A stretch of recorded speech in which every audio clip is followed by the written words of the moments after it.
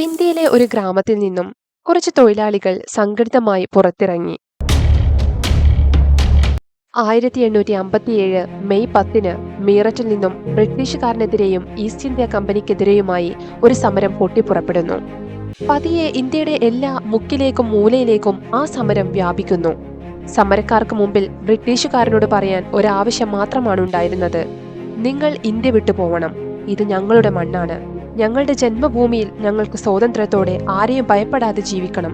ഞങ്ങളുടെ പിറന്ന മണ്ണിൽ സമ്പത്തിനെ ഊറ്റിയെടുത്ത് ഞങ്ങളെ അടിമകളാക്കി ഇനിയും ജീവിക്കാമെന്ന് നിങ്ങൾ കരുതേണ്ട.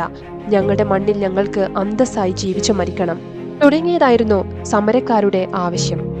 അതെ, ഇന്ത്യൻ മണ്ണിൽ ഇന്ത്യൻ സ്വാതന്ത്ര്യത്തിനു വേണ്ടിയുള്ള ആദ്യത്തെ സ്വാതന്ത്ര്യ സമര പോരാട്ടം. ഈ സമരങ്ങളെല്ലാം ബ്രിട്ടീഷുകാരനെ പ്രകോപിതരാക്കി. അവരവരുടെ പൈശാചികമായ എല്ലാ ക്രൂരതകളും സമരക്കാർക്ക് നേരെ തുറന്നുവിട്ടു.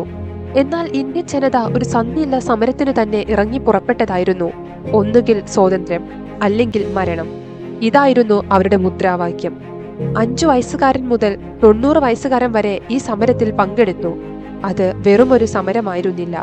ചരിത്രത്തിൽ തന്നെ രേഖപ്പെടുത്തിയ തങ്ങളുടെ രാജ്യത്തിനു വേണ്ടി, തങ്ങളുടെ നിലനിൽപ്പിനു വേണ്ടി, തങ്ങളുടെ അടുത്ത തലമുറയ്ക്ക് വേണ്ടിയുള്ള ജീവൻ മരണ പോരാട്ടമായിരുന്നു അത്.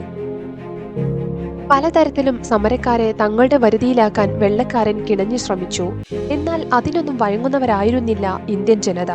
ഇന്ത്യയെ ഒറ്റിക്കൊടുക്കാനും വെള്ളക്കാരന് പാദസേവ ചെയ്യാനും ഇന്ത്യക്കകത്തു നിന്ന് തന്നെ അന്ന് ചിലർ ശ്രമിച്ചെങ്കിലും അതൊന്നും വിജയം കണ്ടില്ല. മരണത്തെ മുന്നിൽ കണ്ടിറങ്ങിയ ഒരു ജനതയ്ക്ക് മുന്നിൽ അധികകാലം പിടിച്ചു നിൽക്കാൻ സൂര്യൻ അസ്തമിക്കാത്ത സാമ്രാജ്യങ്ങളുടെ മേലധികാരികളായിരുന്ന ബ്രിട്ടീഷുകാർക്ക് കഴിഞ്ഞില്ല. അവർ പിൻവാങ്ങി. ഇന്ത്യ സ്വതന്ത്രമായി. ഒരുപാട് മനുഷ്യരുടെ കണ്ണീരും രക്തവും ജീവനും കൊടുത്തു വാങ്ങിയതാണ് നമ്മുടെ സ്വാതന്ത്ര്യം. നാം ഇന്ന് അനുഭവിക്കുന്ന സ്വാതന്ത്ര്യത്തിനു പിന്നിൽ ഒരുപാട് മനുഷ്യർക്ക് അവരുടെ ത്യാഗത്തിന്റെയും സഹനത്തിന്റെയും കഥകൾ പറയാനുണ്ടാവും.